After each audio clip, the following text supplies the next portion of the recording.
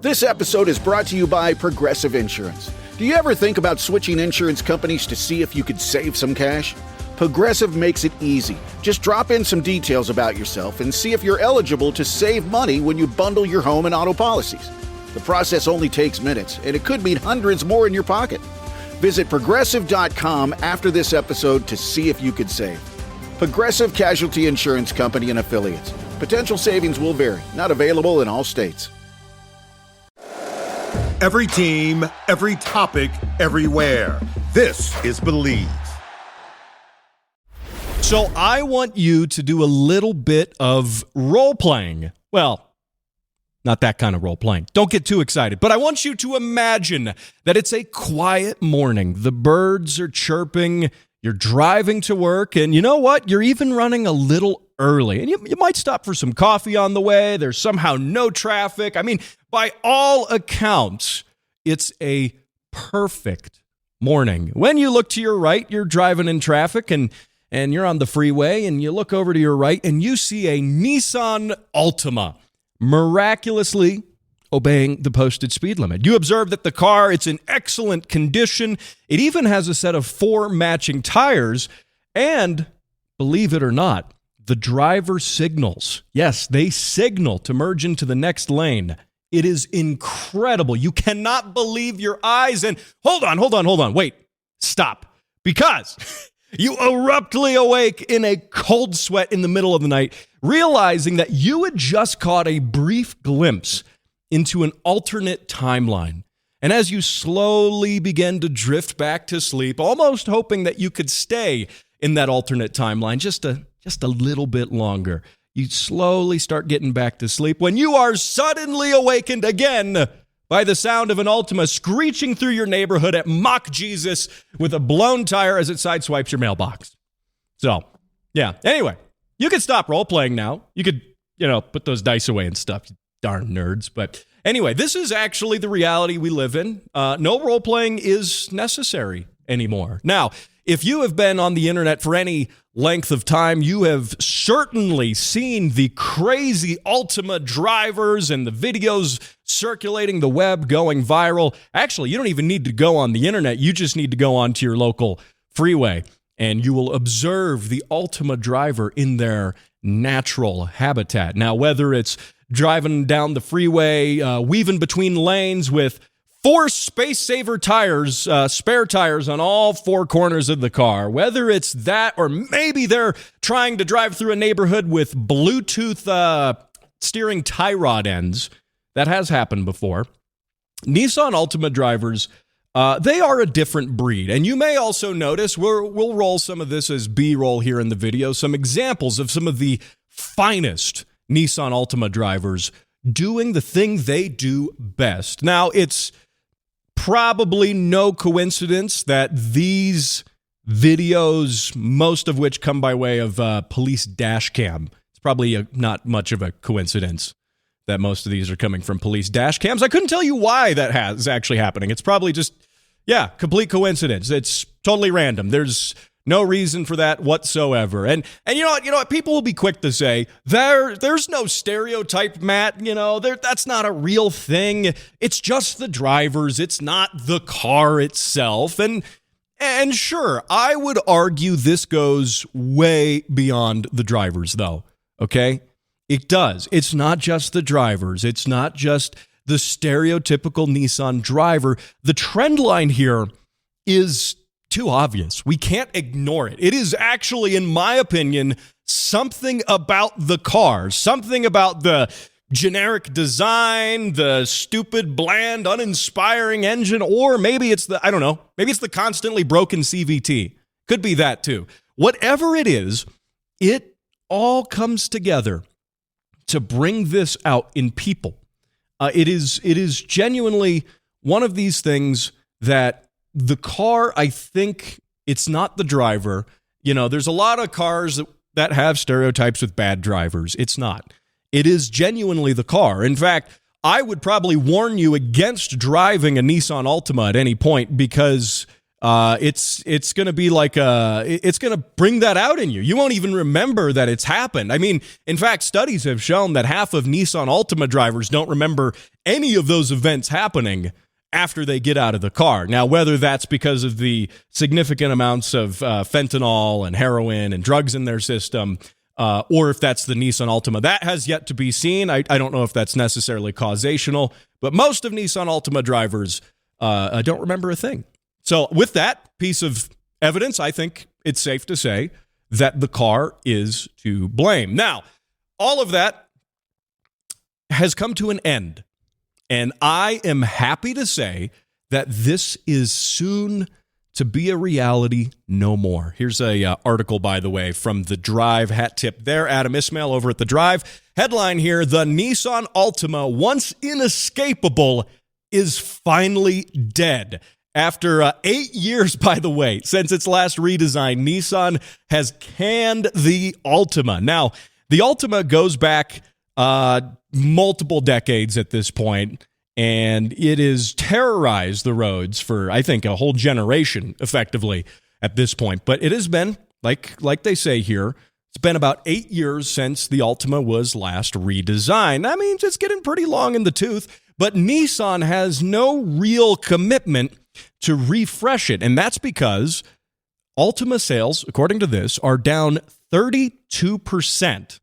So they're down from 62,000 units to 42,000 units. And that doesn't look good for the Altima. Now, have a number of people come to their senses? Have they understood have they seen the light that it's not them, committing these crimes, that it's the Altima committing the crimes? Perhaps they have. Or perhaps these Nissan Altima drivers are just preferring to buy their Altimas pre-owned, which I would suspect the majority of them probably are. So Nissan isn't seeing that as a direct year-to-year sales boost. But with this in mind, one does have to wonder what will be the next Nissan Altima. And I think I want to give a shot.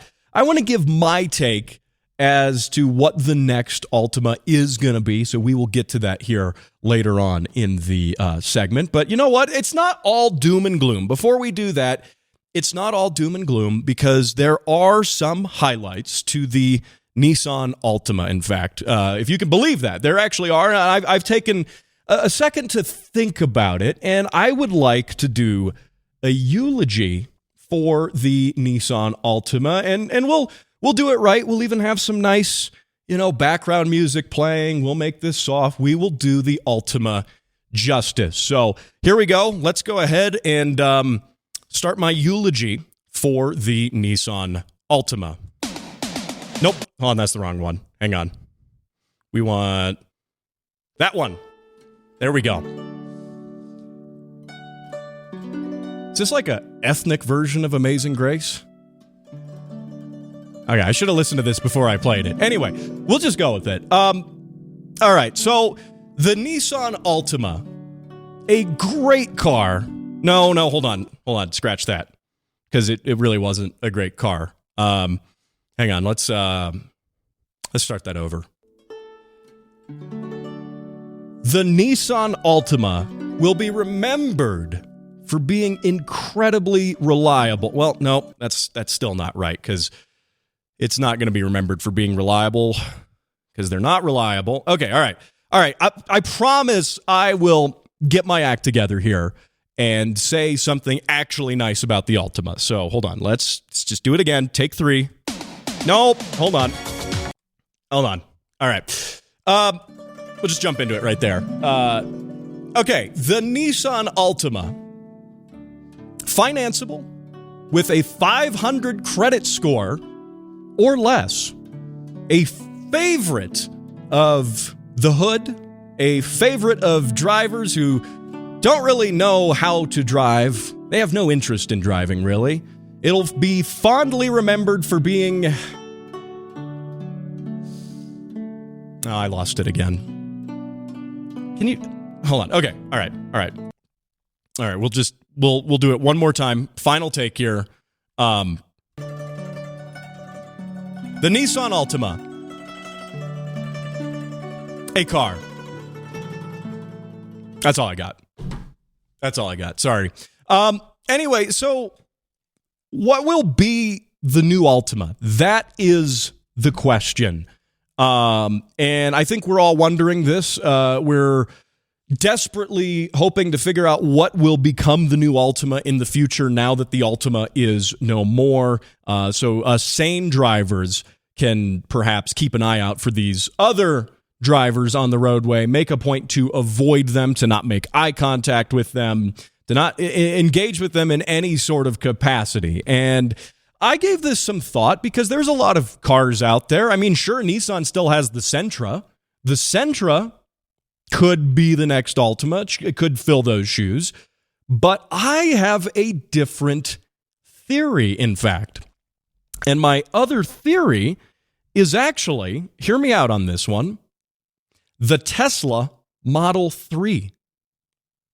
Okay, I'll explain. So, and maybe it's because I'm in Colorado and there's a disproportionate ratio of EV drivers here, but I have seen numerous times traveling all across the state, even on some of my out-of-state trips I've done recently, that the Tesla Model 3, usually an older model, has passed me on the freeway in a completely reckless manner with a bumper half torn off, scratched up body panels, dented body panels, mismatched tires. I've seen all of that lately. I feel like Tesla Model 3 drivers are starting to channel the Altima driver, the inner Altima driver that's within them. They're somehow, something about the Tesla system is bringing that out of them. And I think there's a reason for this.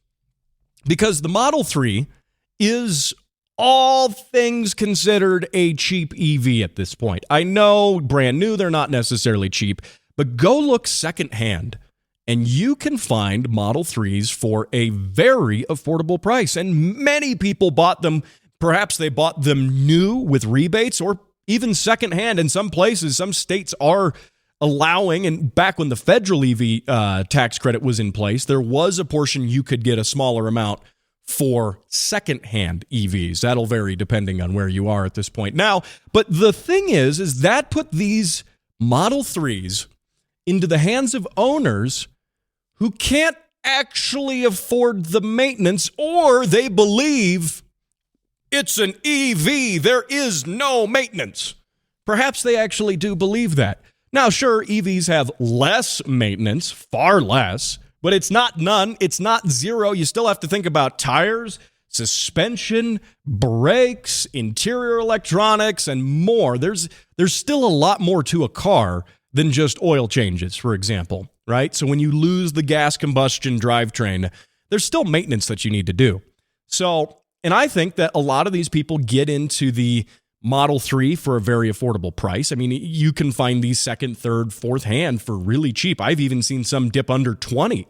And, you get a driver, you get someone who, has that 500 credit score or less, and they go, yeah, you know what? I can ball out in a Tesla. I want to be a Tesla driver. Yeah, because all the cool people have Teslas now.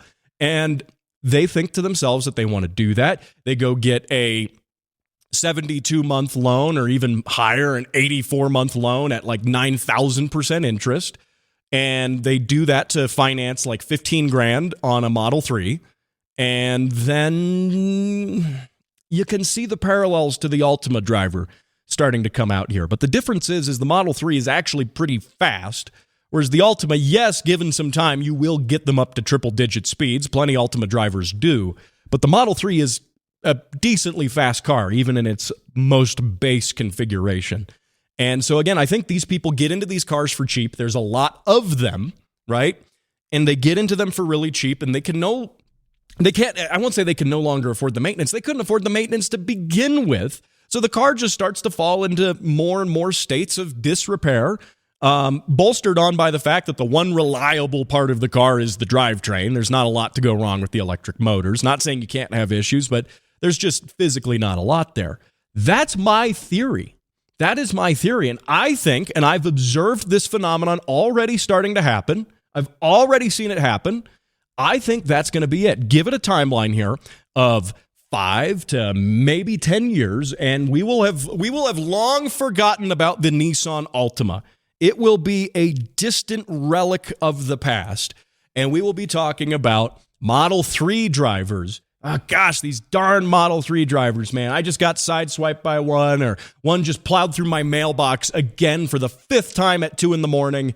And I think this is gonna be it. So, and I think to say though that it is safe to assume that we are finally safe though for the time being from at least the Nissan Altima. The threat may have shifted, but the threat from the Altima is no more with it being discontinued. So I think, hold on, wait a second. Wait, my producer, is saying something in my ear here. He's saying that just because they ended production, that doesn't mean that existing cars on the road will disappear. You can't be serious, right? So what you're saying is we're not safe? That's what you're saying? We're not going to be safe until all these Altimas are finally wrecked, crashed?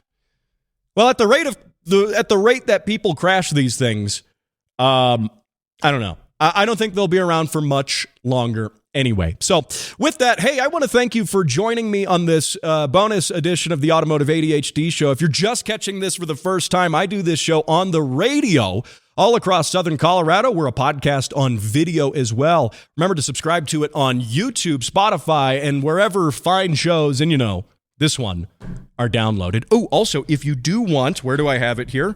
A More Cars Than Friends sticker. One of these great things right here. You can let your friend know that you have more cars than friends. You can get one of these by emailing me. And I don't know, email me some car sounds. I like to play those on the radio. Take a video clip of your car, send that to me on Facebook. You can direct message me, facebook.com/automotive ADHD, or you can email me. You can email me anything you want, frankly. I mean, as long as it's not, something like really illegal. Matt at automotiveadhd.com, and I will pick from all the messages that I get every week and ship some of these out at random. So you should go ahead and do that. Thanks for catching the show here. Remember to catch the podcast. Check out the long-form edition of the show every single week. I'll talk to you right here next time. If you like the show, please take a moment to rate, review, and subscribe. It really does help the show to grow. Thank you for listening.